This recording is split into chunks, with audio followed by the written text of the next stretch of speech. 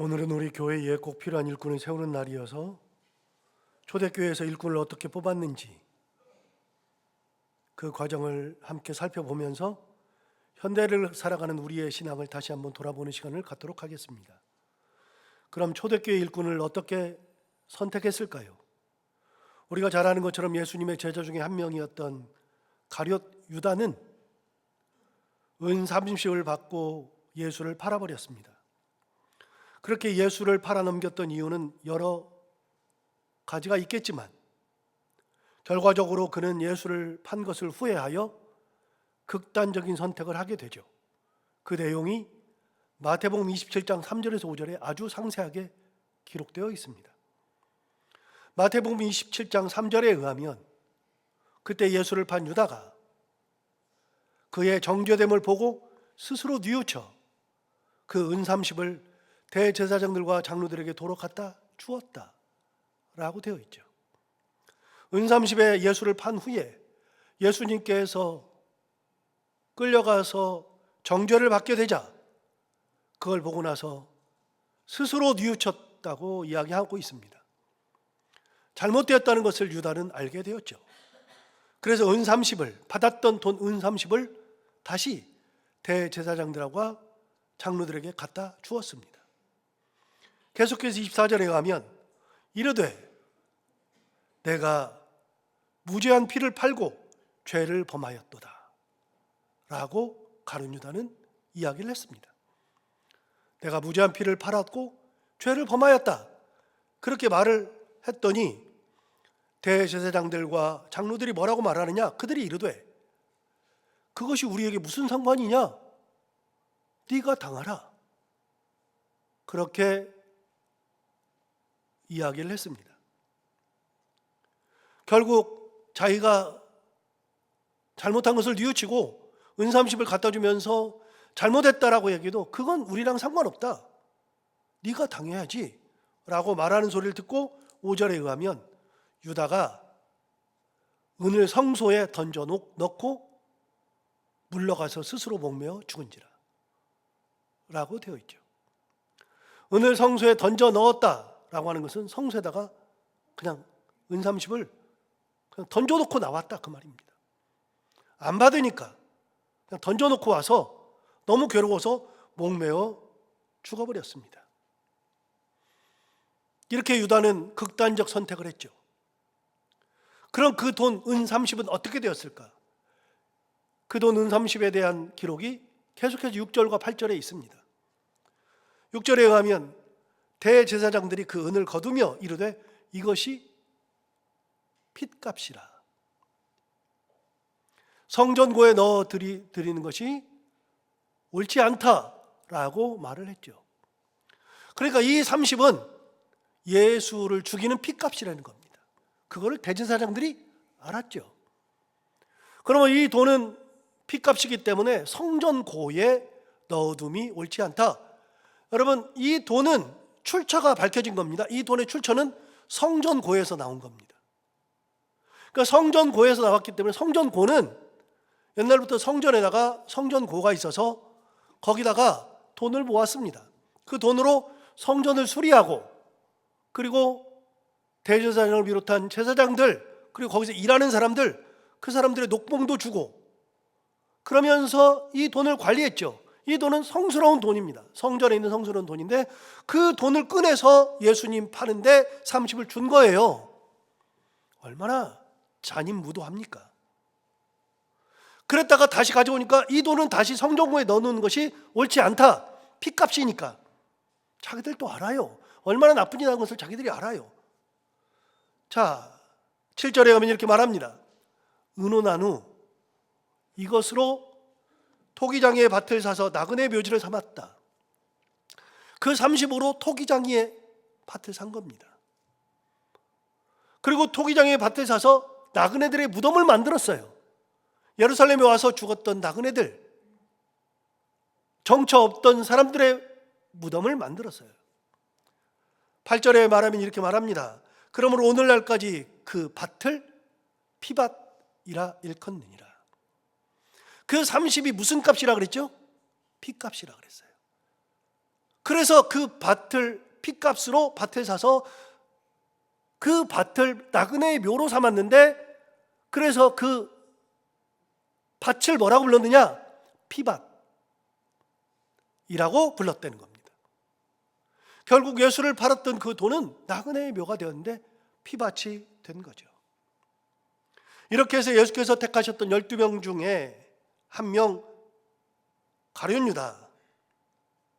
그는 예수께서 십자가에 달려 돌아가시기 전에 스스로 자살하고 말았습니다. 예수님은 십자가에 달리기도 전입니다.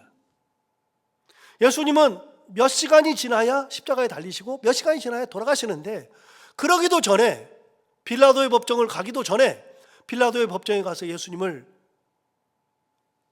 사형 언도를 내서 사형에 해당한 십자가를 메고 올라가고 십자가에 달리고 이런 과정들이 있어야 될 텐데, 빌라도의 법정에 가기도 전에 그는 스스로 자결을 하고 말았죠. 참 큰 비극이죠. 그렇게 해서 예수님의 12제자들 중에서 한 명이었던 가룟 유다의 자리가 비어버렸습니다. 그러니 예수께서 부활하고 40일 동안 이 땅에 계시다 승천하신 후에 비어있던 그 자리를 채우려고 했던 겁니다. 이렇게 유다의 빈자리를 채우려 했을 때 베드로가 일어나 제자들을 앞에서 왜 빈자리를 채워야 하는지, 이 자리는 왜 채워야 되는 것인지를 설명하게 되죠. 그 내용이 사도행전 1장 16절부터 21절까지 쭉 나옵니다. 그 내용을 보면 이렇습니다. 16절을 보시면 1장 16절에 형제들아, 성령이 다윗의 입을 통하여 예수 잡는 자들의 길잡이가 된 유다를 가리켜 이미 미리 말씀하신 성경이 응하였으니 마땅하도다. 그러니까 가룟 유다가 예수를 팔아버린 거는 성경에서 옛날에 했던 내용인데, 구약 성경에서 그 내용, 시편에 나오는 그 말씀이 진짜로 일어난 거다. 베드로가 가만히 생각해 보니까 이 말씀은 그냥 막 넘어가요. 그런데 한 번도 생각해 본 적이 없는데, 실제로 가룟 유다가 팔아버리고 나서 그렇게 되니까 시편 말씀이 딱 떠오른 거예요.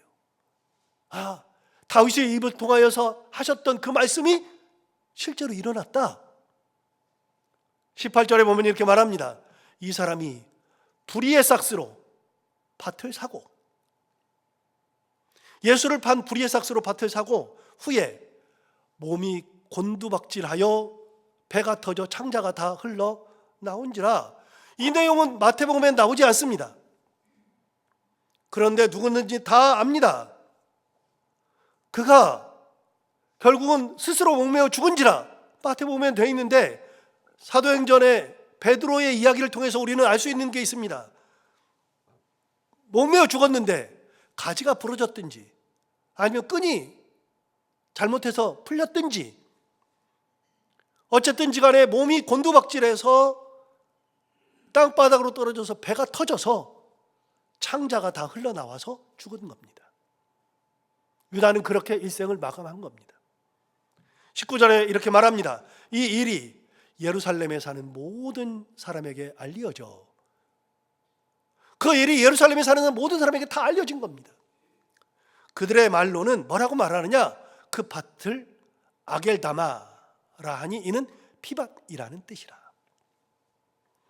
피밭이라고 하는 것은 아겔다마인데, 아겔다마에 대한 이야기는 그거는 헬라어니까요. 헬라어라고 사람들이 아겔다마 그랬는데 그거를 히브리어로 번역해 보니까 피밭이라는 뜻이다. 그러니까 마태복음하고 약간 상이함은 있습니다. 마태복음은 대제사장이 이거를 사가지고서 피밭을 만들고 그렇게 피밭이라고 부르는 것 같지만, 아니요, 그게 아니라 사람들이 다 알고 있는 사람들이 그 밭을 보면서 뭐라고 말했느냐? 이 밭은 아겔다마다, 이 밭은 피밭이다 라고 얘기한 겁니다. 사람들이 피밭이라고 자꾸만 얘기하다 보니까 그 밭이 피밭이 된 거죠. 이 이야기는 예루살렘에 거하는 사람들은 다 아는 내용입니다. 이 이야기를 베드로가 할 때 거기 앉아있던 제자들은 정확하게 다 알았습니다. 전부 다 알았습니다. 그거를 부인할 수 있는 사람은 아무도 없었죠. 그런데 베드로는 제자들이 이렇게 다 아는 내용을 다시 이렇게 똑같이 말하면서 옛날 얘기를 하려고 했던 것은 결코 아니죠. 그가 하려던 말은 지금부터 시작입니다. 20절에 가면 이렇게 말하죠. 시편에 기록되었으되 그의 거처를 황폐하게 하시며 거하는 자가 없게 하소서. 그건 유다와 관련된 겁니다. 그의 거처를 황폐하게 하시며 거기 거하는 자가 없게 하소서. 시편에 나와요. 또 일러스되, 또 다른 시편에 뭐라 그러냐? 그의 직분을 타인이 취하게 하소서 하였도다. 시편 말씀이 또 생각나는 겁니다. 그의 직분을 타인이 취하게 하소서. 이게 가룟 유다를 미리 말한 거라는 것을 깨달은 거예요. 그 전에는 이런 말씀이 하나도 귀에 안 들어와요.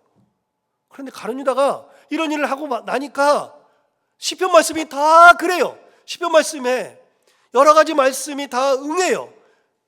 가룟 유다가 예수를 파는 것도 시편에 나오고, 그리고 그의 거처를 황폐하게 하소서, 이것도 시편에 나오고, 그의 직분을 취하여 타인이 취하게 하소서, 이것도 시편에 다 나와요. 그러니까 베드로는 한 번도 그 시편 말씀을 눈여겨본 적이 없는데 이 일이 지나면서 쭉 생각해 보니까 시편 말씀이 다 응한 거예요. 그러면 시편 말씀에 타인이 취하게 하소서, 이 말씀, 이게 이제는 응할 차례가 되었다라고 하면서 사람을 뽑자고 이야기한 겁니다. 베드로의 이 연설에 어느 누구도 반기를 들지 않았습니다. 나머지 10명의 제자들은 아무 말이 없었습니다. 당연히 그래야 한다고 생각했기 때문이었을 겁니다. 그러자 베드로가 계속해서 그러면 우리가 어떤 사람을 선택해야 할지 그 기준을 설명합니다. 선택해야 되는 사람의 기준, 21절과 22절에 나오는데요, 그 기준을 이렇게 설명했습니다. 이러함으로 요한의 세례로부터 우리 가운데에서 올려져 가신 날까지. 자, 언제부터냐? 요한의 세례로부터. 그건 언제예요? 예수님이 공생애를 시작할 때죠.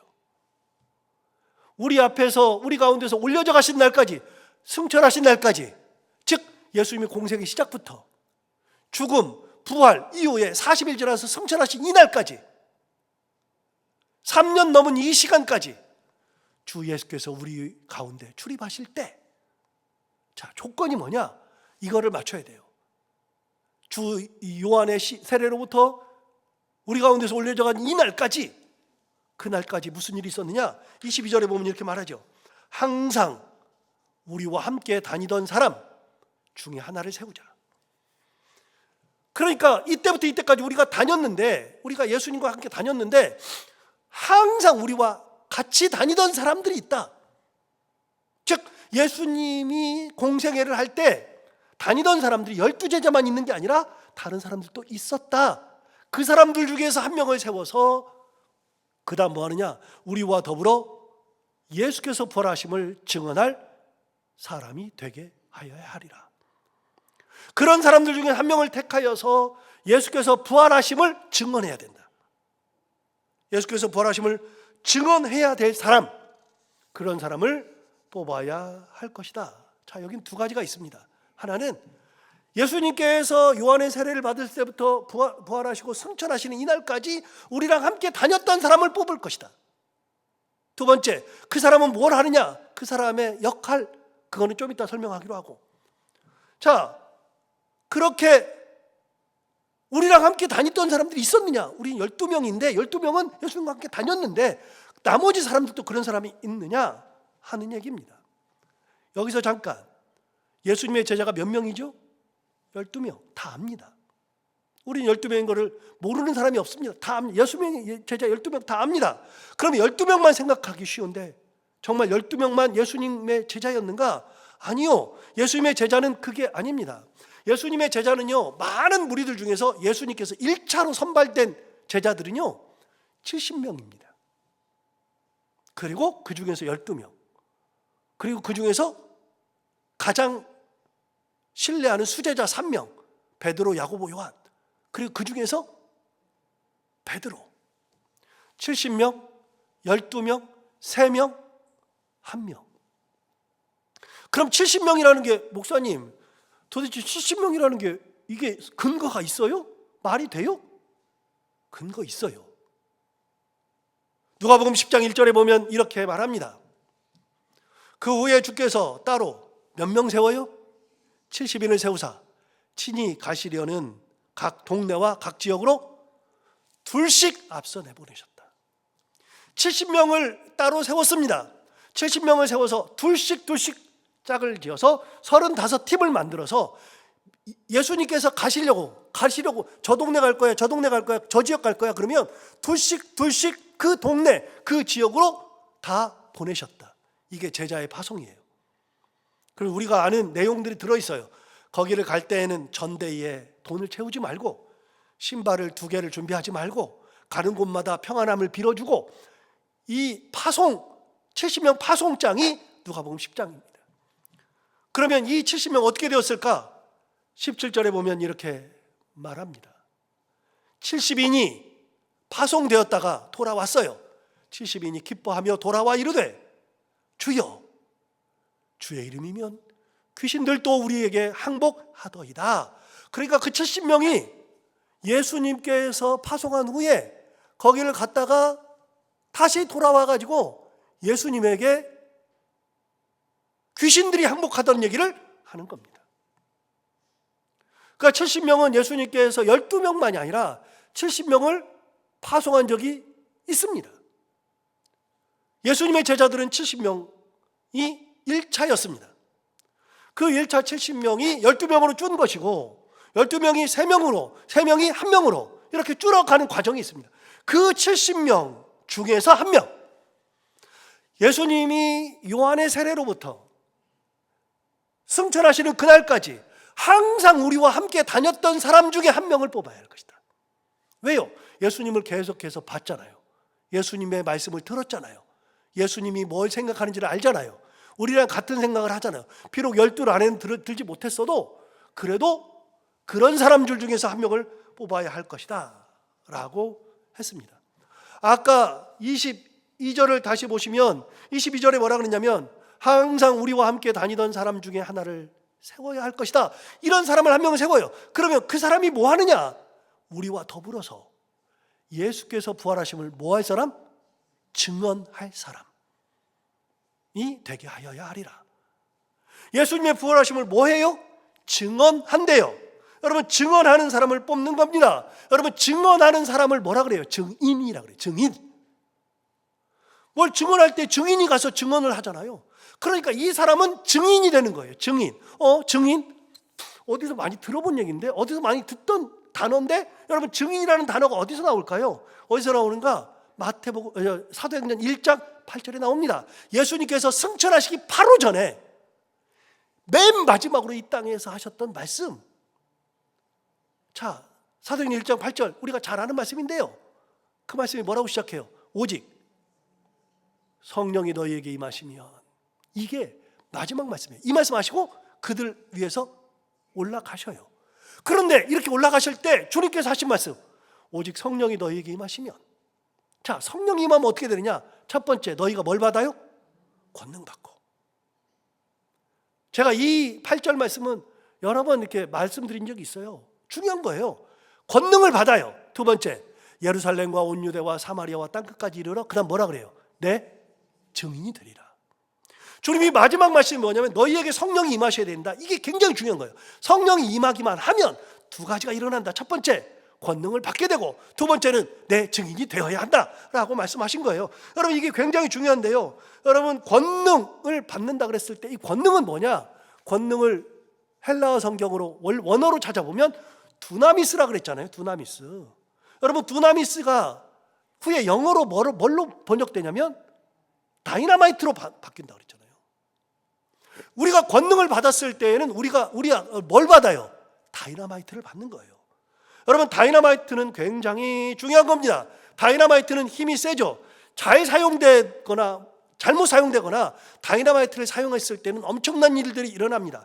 잘못 사용하면, 군대에서 사용하면 다이너마이트는 사람을 죽이는데, 엄청난 사람을 죽이는데 사용하는 것이 다이너마이트. 잘 사용하면 주로 건설 현장에서 많이 사용되는데, 주로 탄광에서 굴을 파고 들어갈 때 다이너마이트, 돌을 깰 때 다이너마이트, 또 건물을 완전히 무너뜨릴 때 중장비로 하는 게 아니라 다이너마이트를 심어놓고 일순간에 건물을 폭삭 가라앉힐 때 다이너마이트. 여러분, 다이너마이트는 내가 가지는 힘으로 되는 것이 아니라 다이너마이트는 엄청난 힘을 가지는 거예요. 그래서 성령이 임하면, 우리 크리스찬들이 성령이 임하면 어떤 삶을 살아가게 되느냐? 인간의 힘으로 살아가는 게 아니라 성령의 힘으로 살아가는 거예요. 그럼 어떻게 돼요? 엄청난 성령의 능력을 행하는 거예요. 저 사람 저기서 왜 굴복을 안 해? 저 사람 왜 저기서 울지 않아? 저 사람은 왜 그런 상황에서도 왜 웃어? 왜 괜찮아? 여러분, 다른 사람들은 다 꽃밭들이고 죽는 순간에 성령 받은 사람들은, 성령이 임한 사람들은, 참 성령의 사람들은 기도하러 나와요. 좌절하지 않고 기도해요. 그 기도가 긴데, 엄청 긴데, 그 기도가 길어도 이 사람은 뭐 하고 있느냐? 그런 상황에서도 좌절을 해서도 10번, 100번, 1000번이라도 좌절할 수 있는 상황에 불평불만하고 고난 가운데서 사그라질 인생 같은데, 안 그래요. 성령이 임하면 엄청난 내적 힘을 가지게 돼요. 그래서 기도하게 되고, 그래서 봉사하게 되고, 그래서 하나님의 은혜 가운데 사람들에게 베풀게 되고.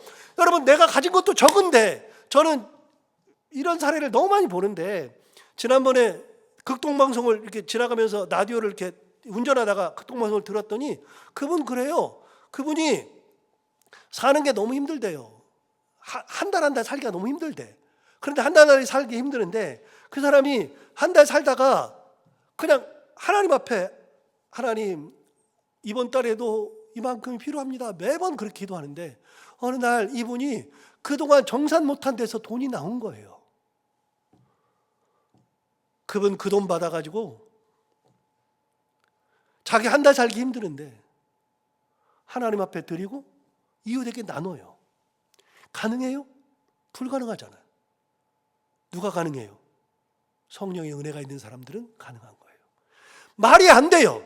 여러분, 성령의 능력, 권능을 받으면, 두나미스가 임하면 건물이 부서지고요, 불이 파지고 바위가 깨져요. 사람은요, 바위를 하나 깰라 그러면 수백 번, 수천 번을 치고서 해도 잘 안 되는데 다이너마이트가 임하면 그렇게 돼요. 여러분, 성령이 임하시면 너희가 뭘 받아요? 다이너마이트를 받아요. 두나미스. 굉장히 중요한 거예요. 성령이 없으니까 힘들어요. 내 힘으로 하려니까 힘들어.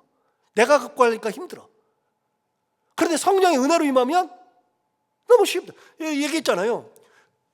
엊그저께 새벽기도 할 때도 똑같이 얘기했는데, 여러분, 우리가 죄를 짓지 않으려고 하면 이렇게 하면 돼요. 난 죄를 안 지어야지. 난 저걸 미워할 거야. 나는 저거 싫어. 나는 보지도 않을 거야. 내가 내 힘으로 할 수 있어요. 어느 순간까지는 가능해요. 그런데 어느 순간에 내가 죄에 다 져요.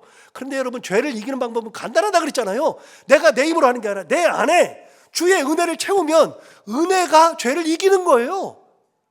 은혜가 임하면요, 쳐다도 안 봐.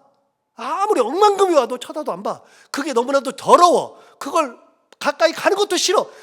아무것도 안 해요. 그냥 내가 죄를 의식하지 않고 내가 뭐 죄에 대해서 뭘 얘기를 하지 않아도 죄가 내 옆에 오지도 못해요. 은혜 있을 때는 은혜가 떨어지면 그때부터는 죄가 보여요. 아, 이렇게 하면 되는데 죄가 보여요. 그러면서 이제 그때는 자기 의지가 발현돼. 내가 이거를 멀리 해야지. 내가 이거 싫어해야지. 내가 이거 쳐다보지도 말아야지. 그러고 해요. 그러는데 그렇게 하는 거 일순간이고 어느 순간에 자기가 죄를 져요. 여러분, 창세기에 보면 뭐라 그랬냐? 가인과 아벨 얘기를 할 때, 가인 얘기를 할 때 그랬어요. 가인이 자기 동생 죽이잖아요. 죽이기 전에 천사가 나타나요. 나타나가지고 너 왜 분을 내느냐? 네가 정직하면, 네가 정의로우면 네가 이럴 일이 없지 않느냐? 네가 제대로 살지 않고서 하나님이 안 받는다고 네가 왜 분개해? 그러면서 뭐라 그러냐면, 죄가 내 문지방에 있느니라. 너는 죄를 다스릴지니라. 여러분, 죄가 문지방에 문만 열면 죄가 이렇게 딱 기다리고 있어요. 나를 죽이려고, 나한테 오려고. 죄가 문지방에 딱 이렇게 있어요. 그러면서 하나님이 뭐라 그러시냐? 너는 죄를 다스릴지니라 그랬거든요. 그걸 못 다스리는 거예요. 여러분, 성령의 은혜로 죄를 다스리는 거예요. 여러분, 내가 기도해야지, 내 기준으로 기도해야지 할 수 있어요. 어느 순간까지. 그런데 여러분, 기도를 끝까지 가능한 것은 내 힘으로 하는 게 아니라 성령의 은혜로 기도를 감당할 때 가는 거예요. 권능이 임할 때, 주의 권능이 임할 때. 그래서 하나님의 일을 감당할 때에는 권능을 받아야 돼요. 이게 굉장히 중요한 거예요.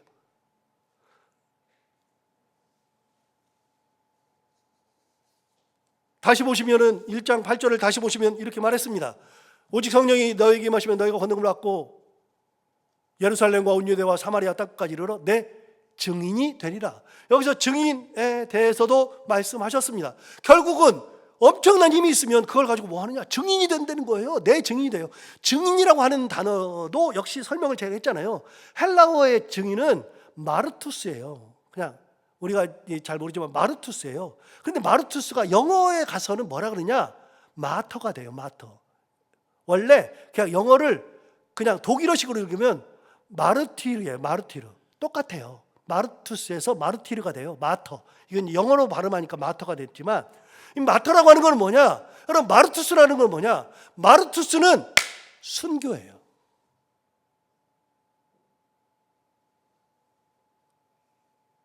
결국 성령이 임하시면 권능을 받고 엄청난 힘을 받고 그 성령의 힘으로 예수 그리스도를 전해요. 전하면서 증인이 돼요. 증인의 끝은 뭐냐? 순교가 증인이에요. 그래서 제자들은요, 그 끝이 뭐냐? 그 끝이 순교예요. 보세요. 제자들 다 어떻게 했어요? 순교했어요. 초대교회에서 엄청나게 많은 사람들이 순교의 길을 갔어요. 다 어떤 사람이 갔어요? 증인들이 갔어요. 증인들이. 그런데 그 사람 뽑아서 뭐 하자고요? 아까 우리 중에 한 사람을 뽑는다. 22절 다시 볼까요? 22절에 보시면 이렇게 말했어요. 항상 우리와 함께 다니던 사람 중에 하나를 세워 그 다음 뭐라 그러냐? 우리와 더불어 예수께서 부활하심을 뭐 할 사람? 증언할 사람이 되게 하여야 하리라. 이 사람도 증인 만들자 그 말이에요. 자기들도 증인이 뭔지를 아는데 사도를 뽑아가지고 사도들이 증인이 되어야 한다는 거예요. 새로 들어오는 사람도 증인이에요. 여러분 예수 그리스도의 남은 한 자리를 채우는 사람이 뭐 호의호식하는 사람을 뽑는 게 아니에요. 뭐 대단한 사람을 뽑는 게 아니에요. 결국 그 끝은요, 증언할 사람, 증인을 뽑는 거예요. 이게 굉장히 중요한 거예요.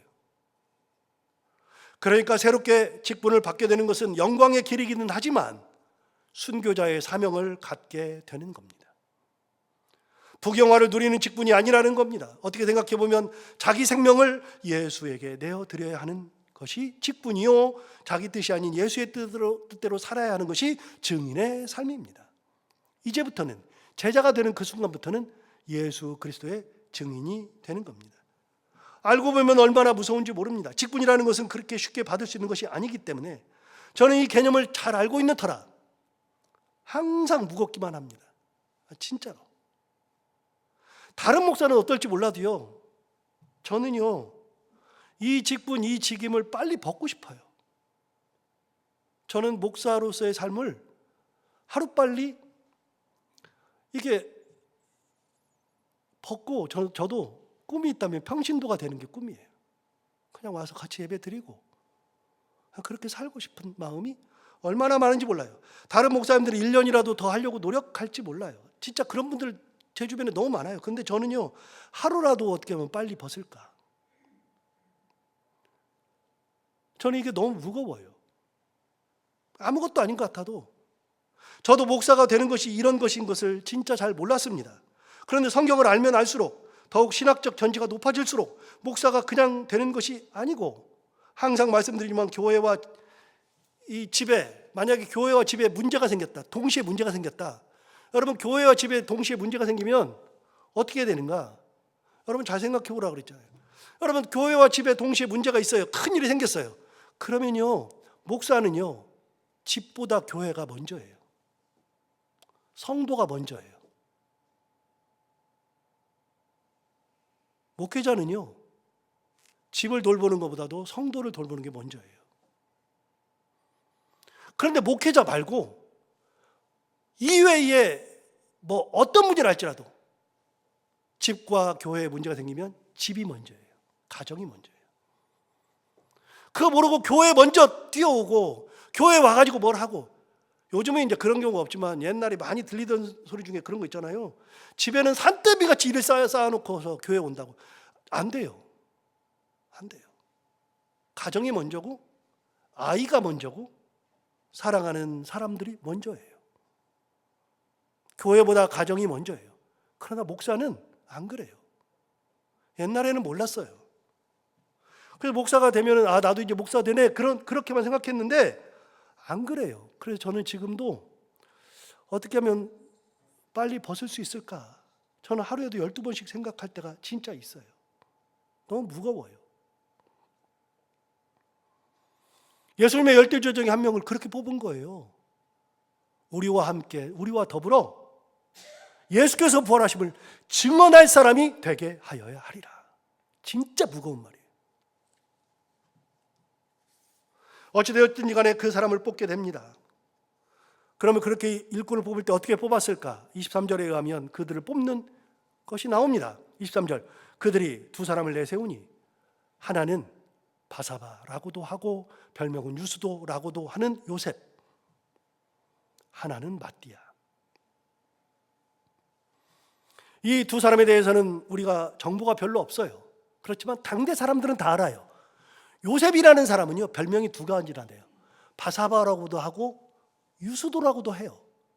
그리고 본명은 요셉이에요.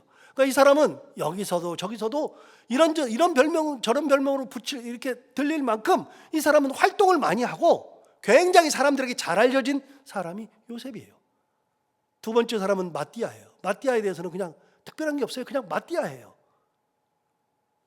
여러분, 여기서 우리가 추측할 수 있는 것 중에 가장 큰 거는 두 사람 중에 요셉은 진짜 유명한 사람이었다는 겁니다. 마띠아는 그렇게 유명한 사람이 아니었죠. 그렇다면 요셉은 여러 사람들에게 이런저런 일들로 인해서 훨씬 더 익숙하고 일을 더 잘 감당할 것으로 여겨지는 착각을 하게 만드는 것이 사실입니다. 그런데 그렇게 했을 때 어떤 기준으로 뽑았느냐? 두 사람을 천거했어요. 이 두 사람이 괜찮다고 천거했는데 어떤 기준으로 뽑았는가? 24절부터 26절까지 나옵니다. 24절에 이렇게 말하죠. 그들이 기도하여 이르되 무사람의 마음을 아시는 주여, 이 두 사람 중에 누가 주님께 택하신 바 되는 겁니까? 여러분, 그들이 뽑을 때 가장 중요한 방법은 기도했다는 겁니다. 그러니까 내가 볼 때는 이 사람이 잘하네, 이 사람이 괜찮네, 그렇게 하지 않고요, 무조건 하나님 앞에 주여, 이 두 사람 중에 누가 주님께 택하신 바 되는 사람입니까? 라고 주님의 뜻을 물었다는 겁니다. 여러분, 기도했다는 것이 진짜 중요한 겁니다. 기도로 뽑은 겁니다. 기도가 왜 중요한가? 제가 기도에 대해서 여러 번 반복하면서 말씀드린 적이 많은데요, 기도는 내 뜻을 가지고 가서 하나님의 뜻으로 덮는 게 기도라 그랬잖아요. 내가 원하는 것을 받아내는 것이 기도 아니에요. 내가 원하는 대로 내가 기도해서 이걸 받아내는 거, 이게 아니라 기도는 네 가지의 응답이 있다 그랬잖아요. 여러분, 기억하셔야 돼요. 네 가지 응답. 기도는 네 가지 응답인데, 첫 번째는 내가 내 뜻을 가지고 갔어요. 하나님이 들어보니까 합리적이야, 괜찮아, 그래 내 뜻대로 들어주시는 것이 기도 응답. 우리는 그것만 기도 응답이라 하는데 그렇지 않아요. 그것이 기도 응답이에요. 두 번째는요, 하나님이 보시니까요, 이거는 기도 응답이라고 네가 가져왔는데 하나님 보니까 그게 아니에요. 두 번째는 내 뜻을 거절하는 거예요. 안 들어주는 게 응답이야. 그걸 받아주면 큰일 난다 그랬잖아요. 우리가 애 키우면 다 안다 그랬잖아요. 2살짜리 애가 칼을 가지고 노는데 엄마가 맨날 칼질하니까 얘가 그냥 뛰어다가 막 천방지축인 애가 엄마처럼 두어 칼 가지고 설치면 여러분 가만히 놔둬요? 그걸 뺏는 게 응답이에요. 안 뺏으면 문제가 심각한 거예요. 하나님 앞에 내가 가지고 왔는데 내가 그걸 들어주면, 하나님이 들어주면 얘 영혼에 안 좋은데, 너 큰일 나는데 하나님이 그걸 들어줘요? 안 들어주는 게 응답이에요. 어떤 때는 하나님이 버리는 것이 응답이에요. 이 감사한 줄 알아야 돼요. 안 받아주시는 거, 안 들어주시는 게 감사한 줄 알아야 돼요. 세 번째는 하나님께서 내가 구했는데 하나님의 뜻으로 바꾸는 경우가 있어요. 내가 이걸 구했는데 하나님이 다른 것으로 바꿔주는 경우가 있어요. 바꿔줘요. 야, 그거보다 이게 나아. 하나님 바꿔줘요. 예를 들어서 내 아이가, 아빠 내가 이걸 사고 싶은데요, 내가 들어보니까 야 그거보다는 이게 더 좋은데 그래서 새로운 걸 사줘요. 훨씬 더 애한테 만든 거 좋은 걸로 바꿔줄 수 있어요. 그러니까 내가 내 뜻대로 받는 게 아니라 하나님 앞에 가지고 왔는데 하나님이 바꾸는 것도 응답이에요. 마지막으로는 미루는 것도 응답이에요. 지금은 필요 없어. 나중에 줄게. 예를 들었잖아요. 칼 가지고 놀던 애가 결혼할 때가 되면 엄마가 칼을 세트로 다 사준다 그랬잖아요. 칼을 쓸 때가 되면 칼을 세트로 다 사줘요. 기도 응답은 4개예요. 그런데 그 기도의 응답의 핵심은 하나님이셔요. 내 뜻이 아니라 하나님의 뜻이에요. 내 뜻을 가지고 매번 가요. 가가지고서 하나님 나 이거 주세요. 이렇게 하세요. 막 이렇게 했는데 기도가 깊어지면 깊어질수록 내 뜻은 사그러들고 하나님의 뜻이 나에게 덮여서 내가 그 하나님의 뜻으로 가지고 나오는 것이 기도 응답이라 그랬잖아요. 여러분 이 사람들이 사람을 뽑을 때 뭐 했느냐? 그들이 기도하였다. 기도했다는 것은 하나님의 뜻을 구하였다는 거예요. 내 뜻이 아니라 하나님의 뜻이 무엇인지를 기도하였다. 구하였다. 그러면서 뭐라 그래요? 하나님 주여 누가 이 2사람 중에 주님께 택한 바가 될 것입니까? 라고 물어봤어요. 25절에서 계속 말합니다. 25절에서 봉사와 및 사도의 직무를 대신할 자인지를 보이시옵소서. 하나님 보여주옵소서. 26절 말합니다. 제비 뽑아 마띠아를 얻으니 그가 11사도의 수에 들어가니라. 제비를 뽑았어요. 인간의 모습을 철저하게 배격했죠. 이게 일꾼을 뽑는 자세예요.